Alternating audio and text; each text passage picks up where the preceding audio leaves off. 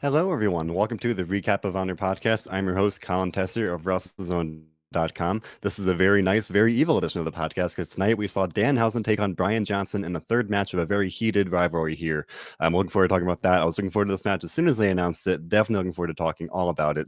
But first, let me remind you that this podcast, like everything we do here at WrestleZone, is available on any number of streaming platforms, whether it's SoundCloud, Spotify, YouTube, Apple Podcasts, whatever it may be, whatever audio platform you want to use, we've got you covered. So make sure to leave a like, subscribe, show your support. We always appreciate it. I know I do. So thank you for listening. Yet another entertaining and solid show from Ring of Honor this week. I'll admit it, I'm biased. Brian Johnson is one of my favorite guys in Ring of Honor, and I'm always delighted to see him on the TV. So when they announced that he'd be facing Danhausen for the third time this week, I was definitely excited. It was the rubber match because we saw Danhausen beat Brian Johnson by disqualification back at Final Battle. Then we saw Brian Johnson cheat to beat Danhausen a couple weeks ago. I think that may have been March at this point. Time all blends together. I think that was in a YouTube exclusive. So that means that the series was tied 1-1. So this match was the rubber match. It was to decide who really is the better man, or if Danhausen is a man. I don't even know what do you want to call him. But as always, Brian Johnson delivered an incredible promo before the match. He really is so underrated. If you haven't seen his promos, whether it's on the Ring of Honor Twitter page or YouTube or whatever it may be, if you didn't watch this episode of this show, make sure to check it. He brings the fire, he brings the heat and the passion every single time he cuts a promo. It's remarkable. I mean, he really is. You may not consider him on the level of MJF or some of the other renowned promo guys, but I'd say he's right up there with the best of them. Incredible promo from Brian Johnson saying he loves wrestling. He's tired of Danhausen making a mockery of it. And I think this feud has really been an interesting clash of powerful personalities. You've got Brian Johnson, this guy that screams and yells and gets angry, and people make fun of him for it, but he backs it up. Whether it's you can say he talks too much if you in terms of that's what the announcers say, but he always backs it up, and he's always got something important to say. At least technically, right? I mean, again, I'm biased. He's the first guy I interviewed here for WrestleZone. If you have not listened to that, check it out. It's on our YouTube and our audio platforms as well. Definitely, you can just tell this guy that really does love wrestling. It's not a gimmick, it's not a character. He really does. So I root for him both because I really like him as a performer, and he just seems like a guy that really does love this business, and that's very contagious. And then Danhausen is this, he's got the face paint, he's got this very quirky personality.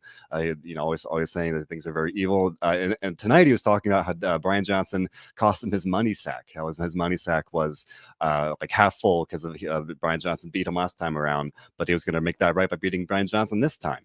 And this match, you wouldn't necessarily expect it to, be this real heated match. Ian Riccaboni on the broadcast, he was comparing it to now Frazier and Muhammad Ali, one of the great classic trilogies here. Don't know if I'd go that far, even though I do love myself a good Brian Johnson match here. It was great. Again, that clash of personalities here was really evident. We saw this back at Final Battle, where Brian Johnson's trash talking the whole time. Danhausen, even when he's not really saying something, he's just got such a presence. It is something hard to define. And I'm very glad to see him in Ring of Honor. He's one of those guys that in a company that's really prides itself on pure wrestling. Danhausen doesn't necessarily mesh with that, but it really does speak to that classic buffet metaphor where it's just this nice variety. That's what it really boils down to. A couple really good near falls here where we got to see Danhausen hit his good Nighthausen, the go to sleep, if you will. But Brian Johnson kicked Todd Sinclair, the referee, in the face, so he could not count the pin. So that was a nice kind of fake out, if you will. It looked like Danhausen had the win there. In a lot of ways, I was expecting Danhausen to win this one. I'll admit, Brian Johnson, he's the guy that's already challenged for the TV title. That was in March, I believe, unsuccessfully, I'll add. Danhausen, guy he's still a newcomer in Ring of Honor. Both these guys technically are newcomers. Brian Johnson has been there for a while, but Danhausen didn't even get a contract until Final Battle by winning that match with Brian Johnson. So I'll admit I was kind of expecting Danhausen to win, and then he didn't. Brian Johnson protected the win. He cheated to do so again. He kicked Danhausen below the belt, picked up the win here. And after the match, he put the rest of the roster on notice. He said, he's coming for everybody. It's Meccade versus everybody. This is the Meccade. So we've been hearing him say for a while, and now he's backing it up. When I spoke to him, I think that was back in November, right around there. he was saying that he needed the opportunity to string together some victories, and this time he did it, and he's done it a couple times now. He won at the 19th anniversary pay-per-view. He's beaten Danhausen twice now. Cheating or no cheating, he's picking up victories, he's stringing them together. So I'm hopeful that maybe he'll challenge Trace Williams, the new TV champion. He already challenged Dragon Lee, albeit unsuccessfully. So maybe he'll face Tracy Williams, or maybe he'll challenge for the pure title even, because I think he has competed in some pure matches, so he could choose to go that way as well. We did see a little tease of a confrontation with Mark Briscoe, and that'd be a really big spot for a guy like Brian Johnson. Mark Briscoe, for I think 11-time tag team champion, one of the real pillars of the company. Definitely, I'll say he's in that main event level, and then to have Brian Johnson to kind of tease that, if not feud, at least a potential kind of showdown there, I think that'd do wonders for Brian Johnson. I mean, I've been singing his praises since November at this point, but that will put him on a level where he's facing, again, a main event level guy. No disrespect to Danhausen, but I think that would take him to that next level. So if that's the direction we're going, I'd be very happy to see that. I think that'd be very cool. That'd be a nice kind of, similar story here. With this thing with Danhausen, definite clash of two strong personalities. Then now with Mark Briscoe, again, a guy with a very strong personality. I think based on what we've seen with Danhausen here, Brian Johnson really he can make that kind of story really thrive, and I think make some really engaging TV, and that's what he's done. And I think if he faces Mark Briscoe, that's what he'll continue to do. I'll admit, when they announced the matches this week, I thought this match would be the main event, and then the other match we got would be kind of opener here, but I was wrong. They gave Brian Johnson and Danhausen the opening match, and they gave Eli Isom and LSG the main event spot, basically saying, hey, these are two up-and-coming guys, we're going to let them go out there in the main event and show everyone what they've got. And they delivered. These two guys really went out there, put on a great physical match. If you looked at Eli Isom's chest at the end of this one, it was red, it was bruised. These guys really did throw it all out there. They really and that spoke to how much they wanted that main event spot. And both guys made it clear they're gunning for the TV title. So even though the champion wasn't even in this match, these two performers kind of elevated the TV title by showing just how much they want to even contend for it. Not even challenge for it necessarily one-on-one. They were saying we want to climb the rankings. So I thought that was a nice.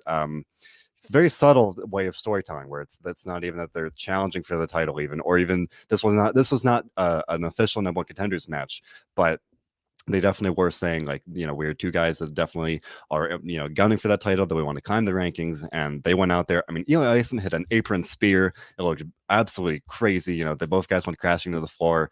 And this match, it was very much in that same vein of pure wrestling. So this could have been a pure rules match for all things considered. It wasn't. I'm just saying that, these two guys, they do embody the classic Ring of Honor pure wrestling. And Eli Isom is definitely one of those guys, as they say every time he's on TV. He's gotten a pin over Christopher Daniels. He's pinned Shane Taylor, something that practically nobody does these days.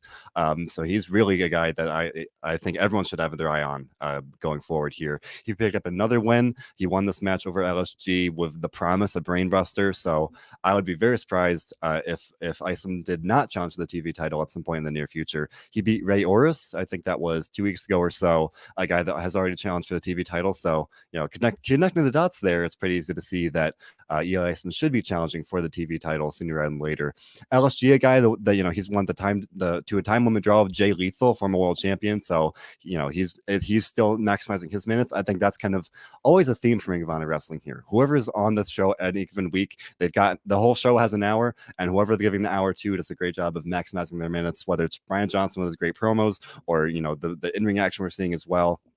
Definitely the whole roster, top to bottom, absolutely maximizes their minutes, whether it's on this weekly TV show or week by week or on the pay-per-views. I think that's an unspoken mantra for, it seems like, for the whole Ring of Honor locker room, and I commend that. I think that's just fantastic. So I'll admit, again, as a guy that really does love getting to watch Brian Johnson any given week, and that wants to see him on my TV more, I was biased and I enjoyed this one.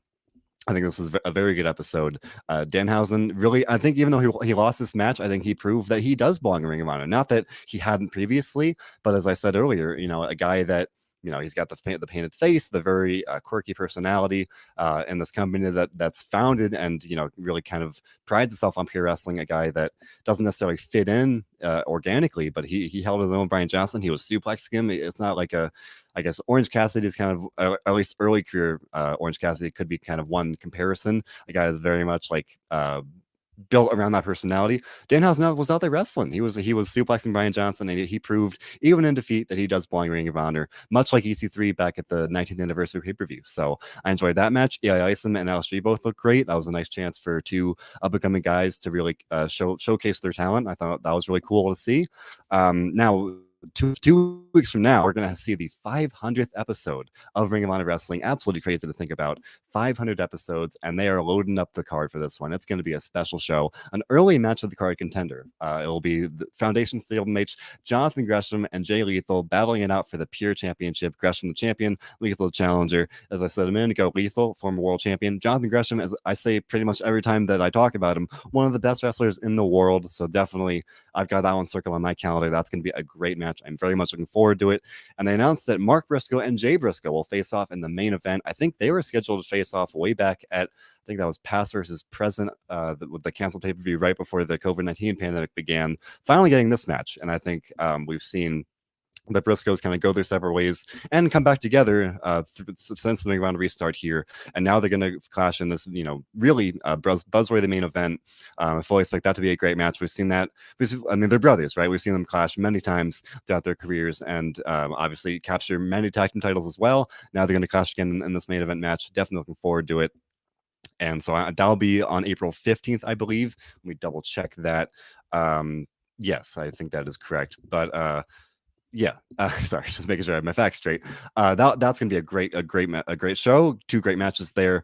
We're definitely looking forward to it. Make sure to check it out. Of course, I'll be covering it here on the Recap of Honor.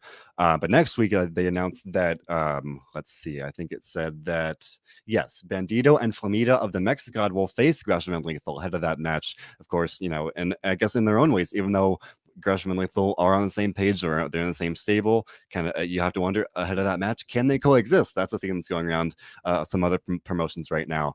The same thing with Bandito and Flamita. We saw the Mexican squad pretty much implode at the 90th anniversary pay-per-view.